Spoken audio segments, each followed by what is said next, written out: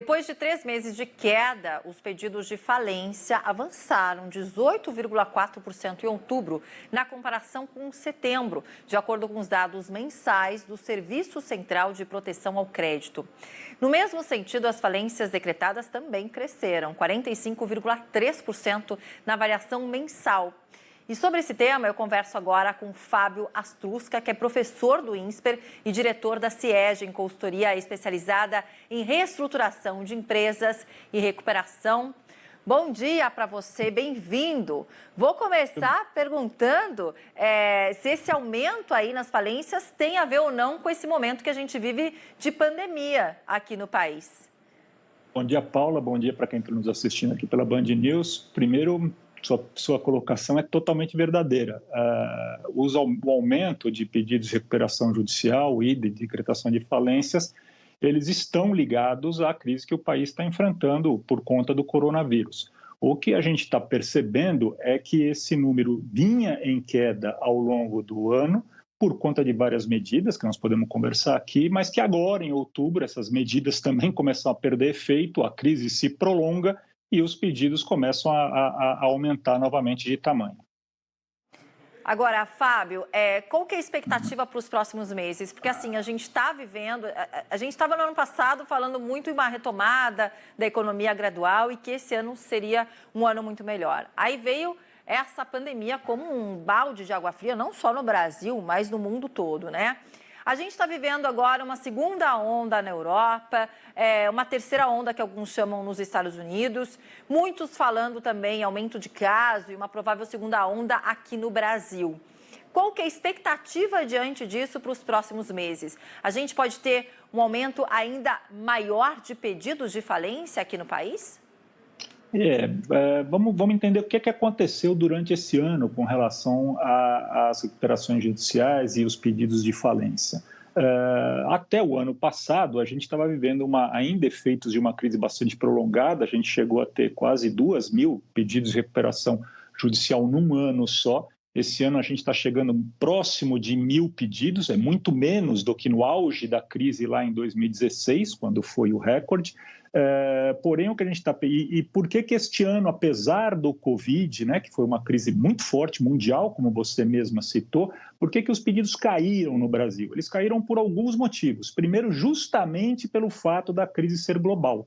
Quando a crise é global, ela leva com que credores e devedores entrem num processo de aguardo, de negociação, de espera, que não peçam falência um dos outros, protestem uns dos outros e há então uma trégua, né? Uma trégua às vezes não declarada, mas que existe e que faz com que, por conta disso, a judicialização, ou seja, o pedido de recuperações judiciais acabe diminuindo. O próprio judiciário no Brasil tomou algumas medidas no sentido de promover, de incentivar que credores e devedores entrassem em algum acordo antes de entrarem com o pedido de recuperação judicial. O terceiro motivo, né, é que há uma lei de reforma da lei de recuperação judicial e falências em trâmite, já está aprovada na Câmara e em análise no Senado, que modificaria algumas dessas regras. Na verdade, até 2 dispositivos, um transitório, que vale só para o período de estado emergencial, e um que é definitivo. Eles fazem com que os advogados retardem a entrada de pedido porque estão aguardando essa nova lei.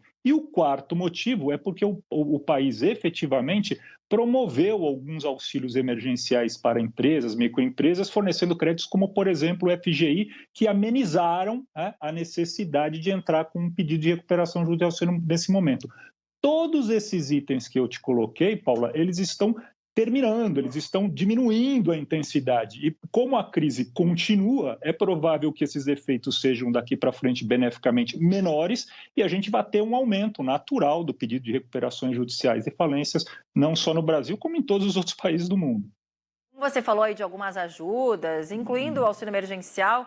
Eu também me lembrei, por exemplo, de casos locais que ficaram fechados, vários, a gente sabe no início, né, nada era permitido a abertura, e que ainda não voltaram porque conseguiram ali não pagar o aluguel nesse meio tempo. Então, estão funcionando ainda só em sistema de delivery, porque ainda não tiveram a retomada do que eles eram antes. Então, como estão conseguindo aí esse pagamento, não pagar o aluguel, já é uma ajuda para esses locais.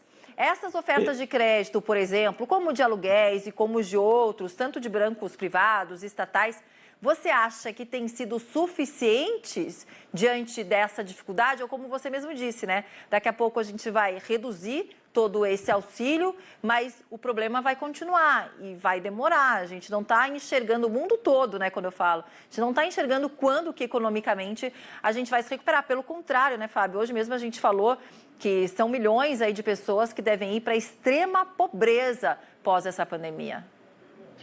Paulo, você citou aí e reforçou, né, o meu argumento de que, nesse momento, boa parte das empresas não pediram recuperação judicial ou não entraram num processo de falência porque elas estão, né, com algum tipo de carência nos seus aluguéis, das suas contas, né, em algumas despesas, por exemplo, até, né, a suspensão de contrato de trabalho, redução de jornada de trabalho, tudo isso vai acabar no final do ano, a não ser que o governo consiga, de alguma maneira, encontrar recursos, encontrar fontes de recursos para poder estender isto para o ano que vem, visto que a gente está vendo que, muito provavelmente, esta pandemia ainda se estenderá por um período do começo do ano de 2021.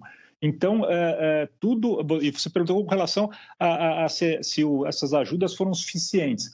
Elas não são suficientes, mas elas são necessárias. Então, e elas serão mais necessárias, né? O prolongamento delas será mais necessário quanto mais tempo durar os reflexos dessa crise. A gente está vendo uma retomada, essa retomada de fato existe, porém a expectativa é que ela seja em patamares inferiores ainda àqueles que o país experimentava antes de entrar no período de coronavírus, o que é ruim no caso específico do Brasil, porque nós vínhamos de um período grande de recessão, nós não vínhamos de um crescimento exuberante, como, por exemplo, lá nos Estados Unidos, que experimentavam um crescimento bastante melhor do que o do Brasil ao longo dos anos anteriores, e que provavelmente, quando a pandemia passar, vai ter condição de retomar muito mais rapidamente. Aqui nós teremos mais dificuldade, e a grande pergunta que se coloca é justamente o que fazer com essas pessoas que entraram, né, num nível de desemprego e num nível de estado de pobreza extremamente alto e que precisarão continuar com esse auxílio emergencial que o governo está promovendo hoje.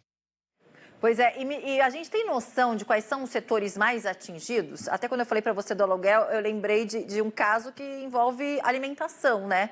Que no final das contas foi atingido, mas também conseguiu sobreviver aí através do delivery. A gente tem noção de quais são os setores mais atingidos pela falência aí nos últimos meses no Brasil?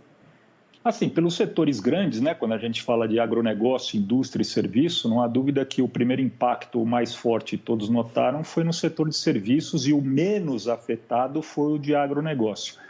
Por motivos diferentes, né? O de serviço porque a circulação de pessoas diminuiu drasticamente, serviços estão muito ligados a esse tipo de movimento, e agronegócio porque a gente teve, além da necessidade, né, de continuar alimentando toda a população mundial, e o Brasil é um país, né, nitidamente exportador, ainda teve o aspecto cambial, né, que colaborou para que o agronegócio no Brasil não tivesse um efeito muito forte negativamente com relação à pandemia. O que a gente viu num segundo momento foi uma crise forte na área de indústria, porque uma vez que o comércio, que é o consumidor final, né, de produtos industrializados, paralisa, o segundo a paralisar é o setor de indústria.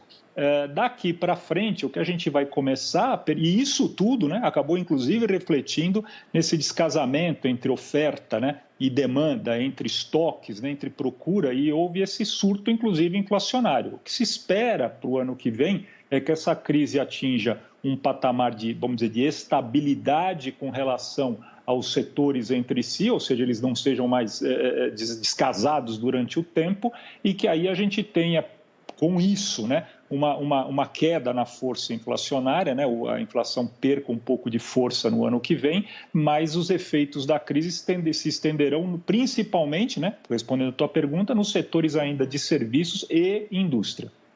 Tá certo. Principalmente indústria de bens de capital, né? Pois é, algo que infelizmente a gente não tem nem a resposta da vacina ainda, quanto mais a resposta econômica, né? Mas a gente vai tentando aí se ajudar um do lado do outro. Obrigada, Fábio Astrauskas, falei o seu sobrenome errado no início, desculpa. Mas agora está correto, muito obrigado, Paula. Obrigada, até a próxima, viu? Obrigado aos ouvintes, até logo, prazer falar com vocês.